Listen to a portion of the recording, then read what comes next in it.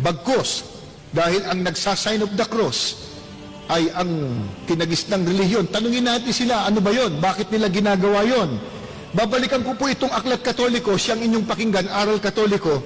Sa pahina 11, ito po sabi niya, ang tanda ng Santa Cruz ay siyang tanda ng taong Katoliko.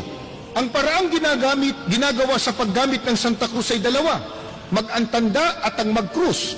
Ang pag-aantanda ay ang paggawa ng 3 krus ng hinlalaki ng kanang kamay, ang unay sa noo. Wala pong mababasang sa Biblia na utos yan ng Diyos, ni Kristo o ng mga apostol. Bagkus kung meron po tayong mababasa, may tanda sa noo at saka sa kanang kamay, ano yun? Biblia po.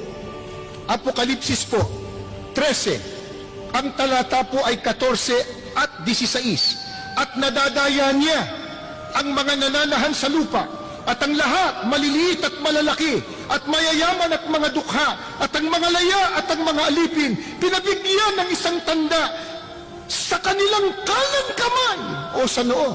Sa Biblia may mababasa po, tanda sa kanang kamay at saka sa noo. Pero yun po pala, tanda ng nadaya ng bulaang propeta o bulaang tagapangaral.